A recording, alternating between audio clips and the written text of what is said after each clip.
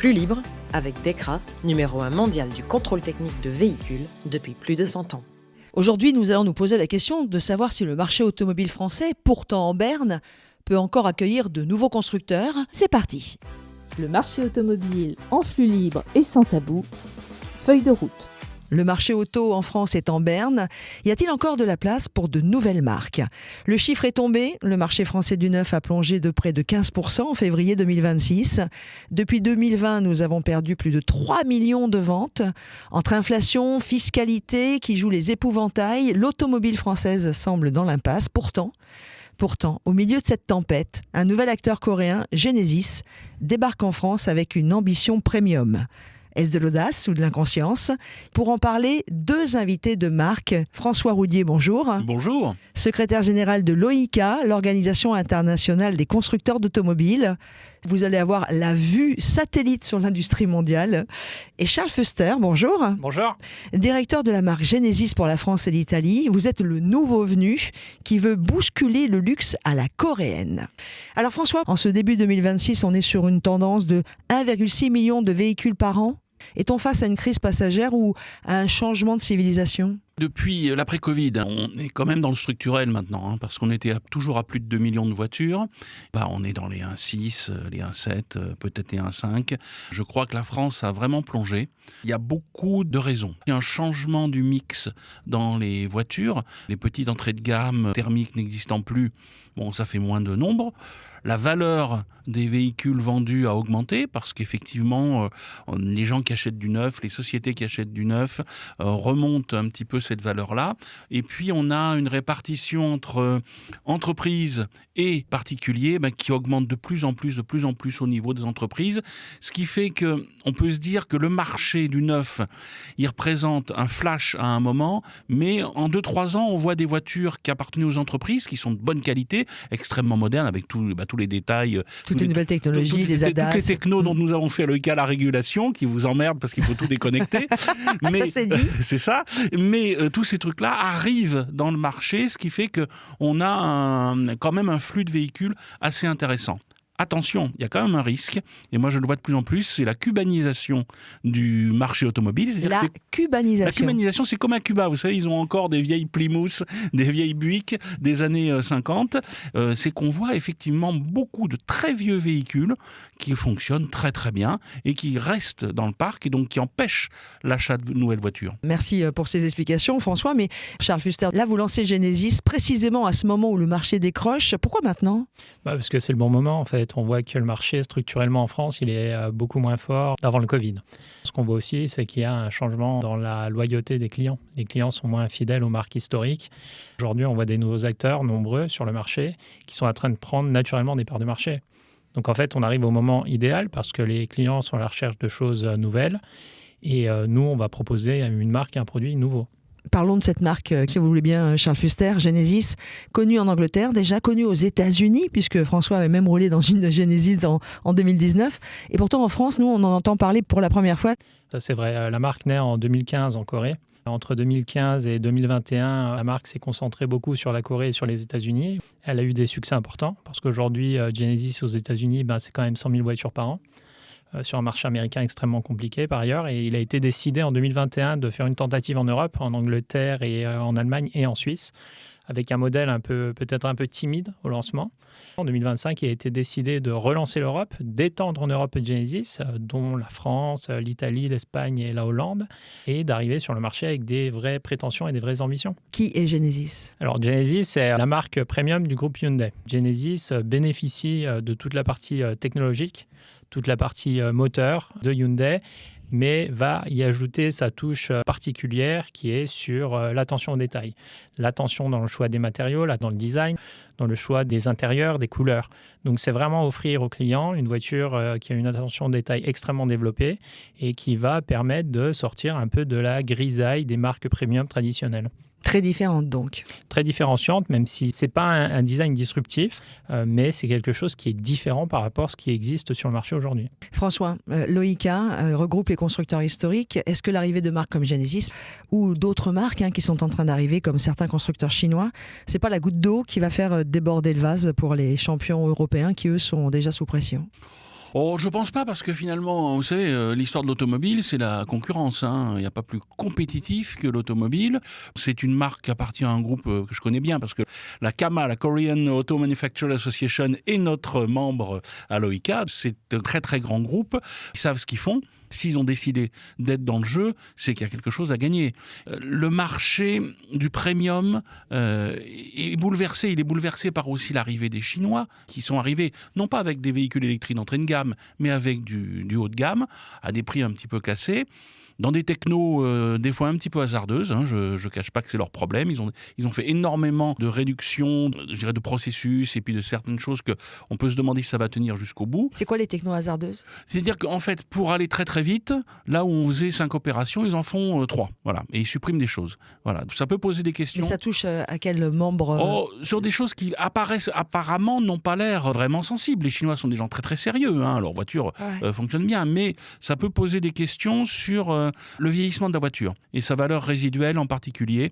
La valeur résiduelle des batteries, je ne vous cache pas, le Mobiliance chinois nous a dit, et pourtant vous imaginez le parc en Chine qu'il y a, nous a dit à la fin d'une présentation, nous sommes incapables de calculer la valeur résiduelle d'une batterie. Alors c'est un Chinois qui vous le dit, ça inquiète un petit peu. Alors si en plus vous avez des problèmes mécaniques ou des problèmes de vieillissement sur le véhicule, ça peut poser problème. Donc je pense que sur le premium, avec le savoir-faire du groupe Hyundai, il y a sûrement un jeu à jouer.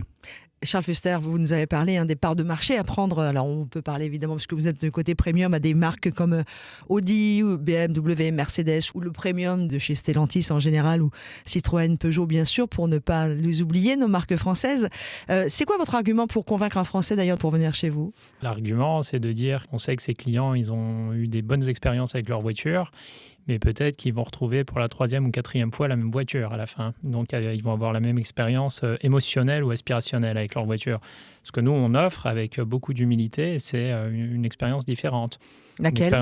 L'essai le plus intéressant de Genesis, c'est s'asseoir à bord et prendre le temps de regarder les détails de la voiture, des matériaux.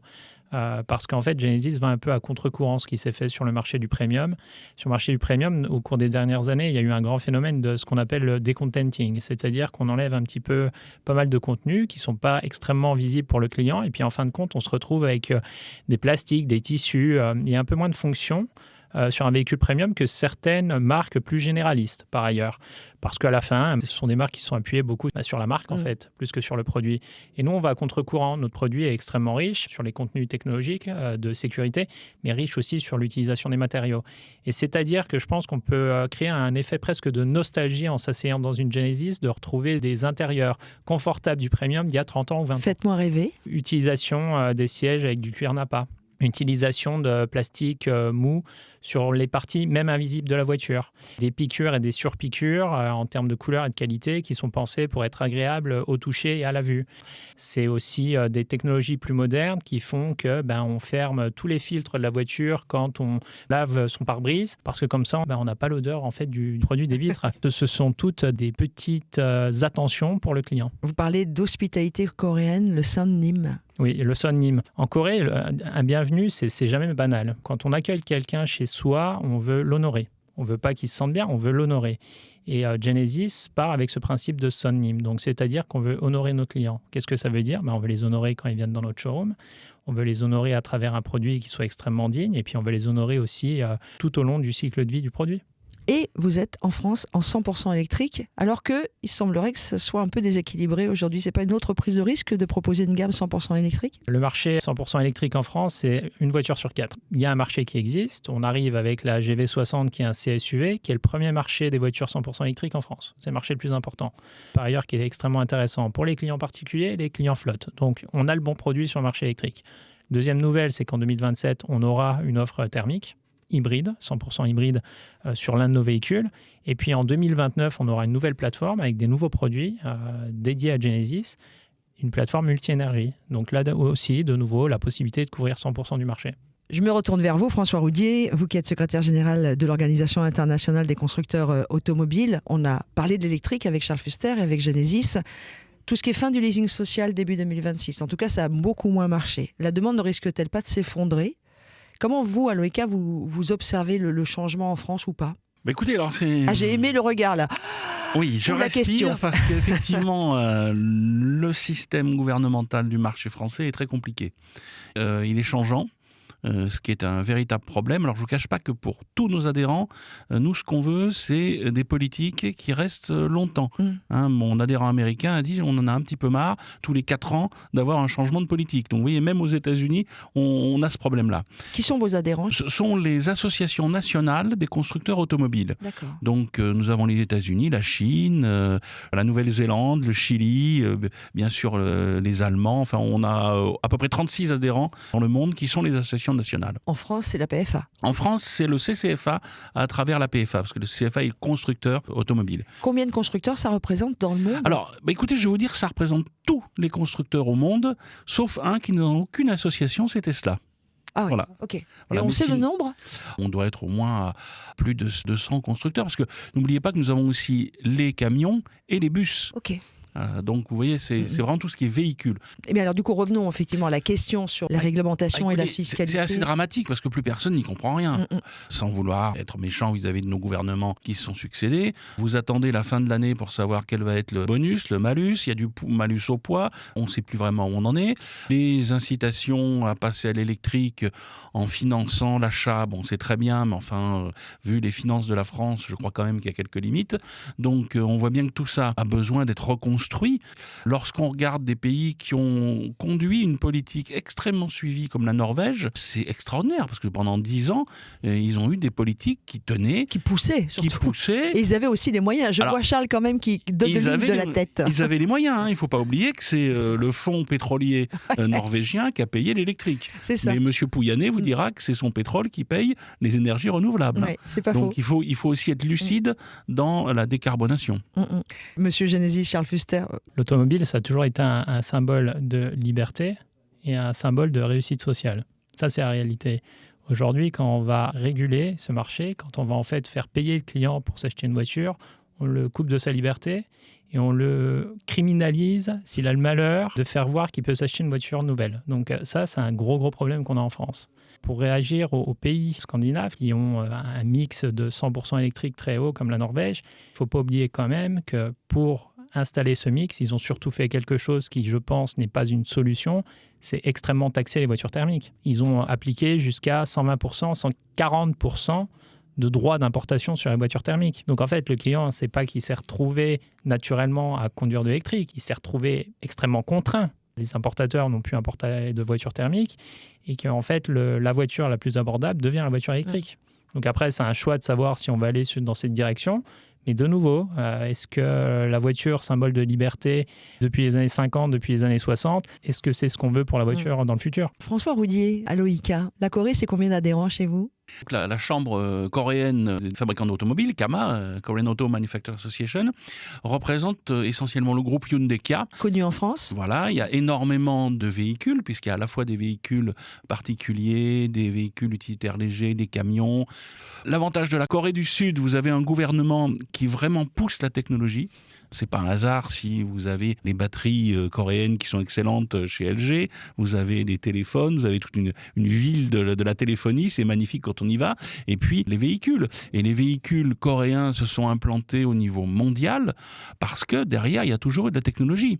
Et vous avez un point qui est essentiel chez les Coréens, copié d'ailleurs par leurs amis chinois à côté, les Coréens ne se sont pas lancés uniquement dans l'électrique, ils ont tout fait, de l'hydrogène, du prolongateur électrique. C'est intelligent parce qu'on ne sait pas dans quel sens va partir le lapin, on fait tous les trous de terrier pour le lapin. Avant de se quitter, tous les deux, messieurs, Charles Fuster, revenons sur Genesis. Combien de véhicules allez-vous proposer lors de la sortie nationale en France? On va proposer 3 véhicules. La GV60 qui est un CSUV, donc un petit SUV de 4,50 m. La GV70, un DSUV, c'est un SUV de 4,70 m. Et la G80, une berline extrêmement luxueuse de 5,10 m. Donc un marché résolument plus limité, mais une voiture qui représente tout ce que Genesis sait faire en termes de technologie et de design. Et côté budget? On va démarrer avec GV60 un petit peu au-dessus de 50 000 euros. Les autres, GV70, on va être autour des 70. Et G80, on est en train d'y travailler. Et Bien en dessous des 100 000 euros. Et quand on vend une voiture en France, il faut aussi avoir un réseau. Oui, on va démarrer très rapidement les activités dans 2 premières concessions qui seront à Lille et à Paris. Ensuite, on a une vision pour ouvrir 25 points de vente d'ici 2028. Vous vous posez sur un réseau déjà existant. On s'appuie sur des concessionnaires et des investisseurs Hyundai. Les objectifs? Nos objectifs de volume vont largement dépendre aussi de notre capacité à ouvrir plus ou moins rapidement nos points de vente. Donc je pense que 2028-2029, quand on sera vraiment à 100%, c'est une marque qui peut, sur le marché premium, aller se mettre dans le top 6, top 7. Alors, évidemment, Charles Fuster va me dire oui à cette question que je pose dans notre dossier aujourd'hui. Y a-t-il encore de la place pour de nouvelles marques? Il y a encore de la place pour de nouvelles marques, mais parce que je pense que c'est l'histoire de l'auto. Il y a 30 ans, c'était les Japonais. Il y a 20 ans, c'était les Coréens. Récemment, c'est les Chinois.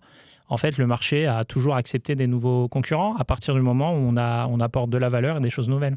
François Roudier? Oui, il y a toujours de la place pour une marque dans tous les pays. L'automobile, ça fait rêver. Donc, les gens qui veulent être heureux et rêver avec leur automobile, ils vont chercher une nouvelle auto. C'est un bon exemple, justement, pour montrer qu'il ne faut peut-être pas trop réguler, il ne faut peut-être pas trop étatiser quelque chose qui fonctionne très bien en tant que marché libre. Merci à vous deux, François Roudier, secrétaire général de l'OICA, Organisation internationale des constructeurs automobiles, et Charles Fuster, directeur de la marque Genesis pour la France et l'Italie. Eh ben, bon vent à Genesis. Merci beaucoup. Ou plutôt bonne route. Bonne route. C'était Flux Libre avec DEKRA, numéro 1 mondial du contrôle technique de véhicules depuis plus de 100 ans.